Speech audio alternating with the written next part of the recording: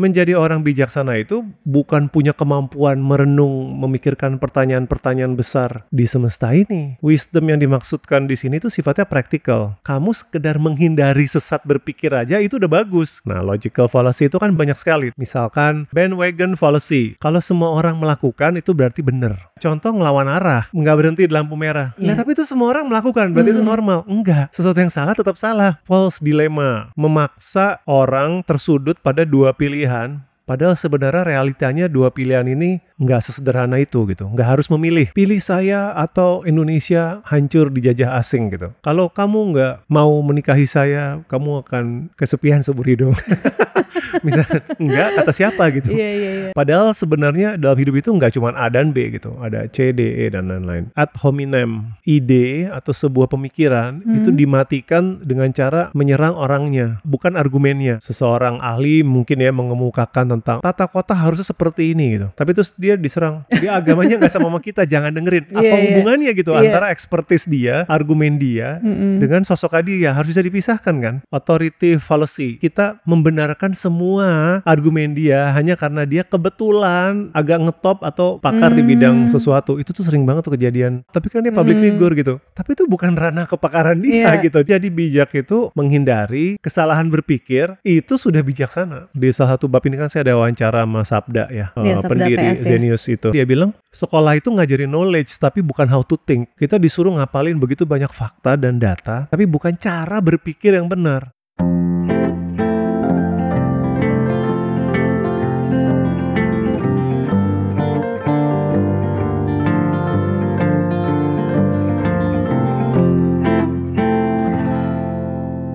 Salah satu yang menarik juga di buku ini adalah Mas Henry itu ngebahas soal logical fallacy. Jadi banyak orang, kalau aku bilangnya mungkin sederhananya kali ya, kayak sesat berpikir atau salah berpikir lah gitu ya. Menurut Mas Henry sendiri, kira-kira apa sih penyebabnya nih orang sampai mengalami si sesat berpikir ini? Ya, jadi logical fallacy atau sesat nalar ini memang saya taruh di bab under wisdom ya. Di bab yang keutamaan pertama yaitu wisdom atau kebijaksanaan. Alasan saya memasukkan bagian itu di bab wisdom karena begini, kalau dengar kata wisdom atau kebijaksanaan itu bisa intimidating gitu. Orang bisa terintimidasi. Aduh, siapalah gue gitu kan. Gue harus berpikir kayak apa sih gitu. Bijaksana itu kayaknya berat banget gitu. Kesana apa saya harus baca buku filsafat banyak gitu. Nah, wisdom yang dimaksudkan di sini tuh sifatnya praktikal. Dan lebih gampangnya, kamu sekedar menghindari sesat berpikir aja itu udah bagus gitu. Nah, logical fallacy itu kan sebenarnya banyak sekali. Tapi saya nggak taruh semua di buku. Tapi yang paling umum gitu. Misalkan bandwagon fallacy. Kalau semua orang melakukan itu berarti benar. Itu kan banyak banget di Indonesia kayak gitu kan. Contoh ngelawan arah. Ya kan? Nggak berhenti di lampu merah. Nah, tapi itu semua orang melakukan, berarti itu normal. Enggak, sesuatu yang salah tetap salah.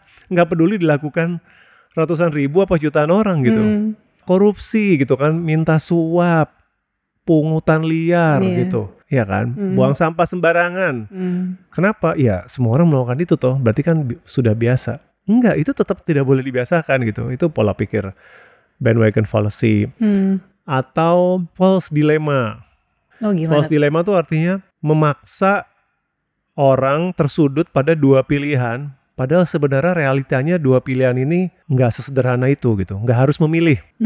Oke, secara politik yang paling sering gini, pilih saya atau Indonesia hancur dijajah asing gitu. Itu tuh dilema dipaksa, seolah-olah harus saya, atau kalau enggak udah pasti Indonesia dijajah asing misalkan. Itu kan politik sering kayak gitu kan. Atau mungkin relationship kali ya. Kalau kamu nggak mau menikahi saya, kamu akan kesepian seumur hidup. Misalnya, enggak, kata siapa gitu. Tapi perhatiin deh, kita tuh akan sering dihadapkan oleh seperti itu gitu. Jadi A dan B, padahal sebenarnya dalam hidup itu nggak cuma A dan B gitu. Ada C, D, E, dan lain-lain. Bentuk cacat berpikir lain tuh yang disebut ad hominem. Ad hominem ini sering banget di media sosial, hati-hati. Jadi ide atau sebuah pemikiran itu dimatikan dengan cara menyerang orangnya. Oh, personal. Ad hominem, bukan bukan argumennya. Nah ini kan very dangerous gitu. Jadi misalkan ada seseorang ahli mungkin ya mengemukakan tentang ini tata kota harusnya seperti ini gitu. Tapi terus dia diserang, dia kafir gitu. Dia agamanya nggak sama kita, jangan dengerin. Apa hubungannya gitu antara ekspertis dia, argumen dia dengan sosok dia, harus bisa dipisahkan kan? Atau kebalikannya lagi namanya authority fallacy. Jadi kita membenarkan semua argumen dia hanya karena dia kebetulan agak ngetop atau pakar di bidang sesuatu. Itu tuh sering banget tuh kejadian gitu. Iya, benar. Ya biasanya lebih percaya dengan public figure gitu kan, karena betul. Tapi kan dia ngetop, tapi kan dia public figure gitu. Tapi itu bukan ranah kepakaran dia gitu. Dia harusnya nggak dipercaya untuk topik yang itu gitu. Jadi menjadi bijak itu bukan harus punya kemampuan berpikir aneh-aneh, tapi menghindari kesalahan berpikir itu sudah bijaksana. Nah ketika menghadapi seperti itu ya, mungkin ketika orang punya pemikiran seperti itu, kira-kira nih kalau dari pengalaman Mas Henry gitu, apa langkah pertama, kedua, ketiga gitu ya yang harus dia lakukan? Jadi beberapa orang mungkin terlahir itu sudah dikaruniai logika yang kuat gitu. Ya mungkin para filsuf kayak gitu udah terlahir seperti itu. Tapi buat kebanyakan orang memang harus diajarin sih, gitu. Harus diajarin gitu. Dan itu makanya di salah satu bab ini kan saya ada wawancara sama Sabda ya, pendiri PS, Zenius itu.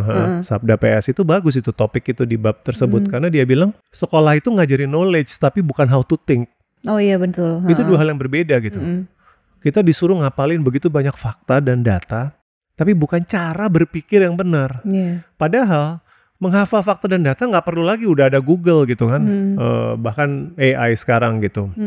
Yang kita perlukan tuh cara berpikir yang benar gitu. Kalau Mas Henry sendiri misalnya nih ketika menghadapi dilema kayak gitu ya, biasanya langkah pemikirannya kayak gimana nih supaya nggak jadi sesat berpikir gitu? Bagus juga pertanyaan kamu, karena itulah ada hubungannya sama The Compass sebenarnya. Tahu peraturan is one thing, dan saya yakin lah kebanyakan pengguna jalan tuh sudah tahu aturannya. Pakai helm ya kan, jangan melanggar lampu merah, jangan ngelawan arah gitu. Sebenarnya tahu kan, tapi nggak dilakukan. Nah itu menurut saya kenapa The Compass itu penting gitu. Karena tidak hanya soal tahu aturannya, tapi tahu nggak bahwa kamu berlaku tidak adil. Itu kan sudah melanggar arete keadilan gitu. Udah jelas ruas jalan ini punyanya orang yang datang dari arah sana, kamu ambil. Jadi bukan hanya membahayakan kamu, tapi kamu juga sudah menzolimi orang lain gitu kan. Udah tahu lampu merah kamu harusnya berhenti, karena itu jatahnya orang yang jalur lain kan. Kenapa masih lo langgar juga gitu? Tidak hanya lo mencelakakan diri lo dan orang lain, tapi itu udah mengambil hak orang lain. Nah itu kan perspektif itu kita rasa kayaknya jarang ya diajarin. Kita cuma dibilang taat aturan stop, tapi ya udah gitu. Kalau nggak dikasih tahu kenapanya gitu ya, nggak ngerti logikanya gitu kan. Balik lagi ke sedikit ya ke si soal bernalar ini tadi ya, karena sebenarnya semuanya memang ada hubungannya dengan gimana kita bernalar kan. Waktu itu kayak Mas Henry sempat ngomongin pentingnya di stoikisme juga itu adalah tentang reasoning gitu kan. Betul. Berarti kalau menurut Mas Henry nih, apakah memang supaya kita bisa merasa damai gitu ya, emang ada hubungannya dengan orang bisa bernalar dengan sehat? Kalau mengikuti ajaran stoikisme ya, buat mereka segala sesuatu startnya itu dari nalar yang sehat, gitu. Kalau nalarnya bengkok, udah deh, kata mereka tuh nanti alamat emosinya kena. Menarik ya, karena biasanya kita memisahkan nalar sama emosi kan. Kita selalu seperti memperlakukan kedua ini sebagai entitas yang berbeda dan seolah-olah saling beroposisi gitu kan. Kadang-kadang mereka punya pandangan yang berbeda justru. Kalau emosimu nggak keru-keruan, kemungkinan nalarnya kamu yang macet gitu. Itu yang harus diaudit. Sebagai contoh, orang yang kebanyakan main medsos gitu ya, terus jadinya resah karena hidupnya kayaknya nggak ada pencapaian gitu. Kok semua orang punya sepatu lari terbaru, kok semua orang punya sepeda mahal gitu, kok semua orang sukses gitu ya, terus merasa down gitu. Ya kan? Nah itu kalau buat orang Stoa, nah ini isunya itu kamu nggak damai itu karena nalarmu aneh sih gitu. Ada apa di pola nalar kamu yang salah? Yang pertama, Orang itu sukses dilihat dari sepatu larinya, gitu kan. Orang itu sukses dari jalan-jalannya. Kamu mencampur adukan konsep bahagia dengan, nah itu tadi, konsep bahagia dengan bersenang-senang, gitu. Jadi lihat nggak, kalau lo mau bernalar sedikit lebih jauh aja, maka lebih imun tuh, gitu. Ini balik lagi memang kayak ke tadi yang soal aturan ya. Mungkin dia udah tahu itu sebenarnya dilarang. Terus misalnya udah banyak yang bilang juga di sosmed, orang ngepost yang happy-happynya lah gitu ya. Tapi kan sisi yang sebenarnya kan kita nggak tahu. Jadi itu kayak sesuatu yang udah tahu juga. Tapi memang ketika lagi ngelihat, tetap aja dia bisa ngerasa FOMO gitu kali ya bilangnya. Ya itu harus dilawan. Itu harus dilawan. Dan itu manusiawi. Semua orang ada FOMO-nya. Saya juga ada FOMO-nya. Kalau orang Stoa bilang kalau kita jaga terus. Jadi dia bilang nalar itu tuh seperti penggaris. Analoginya Epictetus. Apa maksudnya gitu kan? Sekarang penggaris atau meteran lah ya gitu. Kalau saya ngebangun rumah gitu ya, dan tukangnya itu meterannya itu nggak akurat gitu. Jadi 1 meter itu sebenarnya bukan 1 meter gitu. Misalkan 98 cm gitu. Apalah artinya sih 98 cm cuman selisih 2 cm kan berarti 2% doang salah. Tapi itu bisa jadi masalah nggak? Bisa kok, apalagi kalau di fondasi ya. Bisa kan, bisa banget gitu kan, semua ada hitungannya. Iya kan, gitu. Jadi meteran yang nggak akurat itu bisa bikin rumah retak dan goyang dan bahkan bisa celaka lebih besar kan. Nah ini saya pikir analogi yang menarik gitu. Begitu juga nalar kita, karena kata dia dengan nalar itu kamu mengukur segala sesuatu di dunia ini. Sama seperti kita mengukur kalau nalar salah, orang bahagia dilihat dari mobilnya atau tasnya, berarti kan meterannya salah tuh. Nah rusak udah hidup kita. Dan makanya mereka bilang untungnya adalah kalau meteran bangunan itu kalau cacat aja kan. Maksudnya kamu harus buang dong. Nah kata mereka bedanya menalar itu selalu bisa dikoreksi terus kalau mau.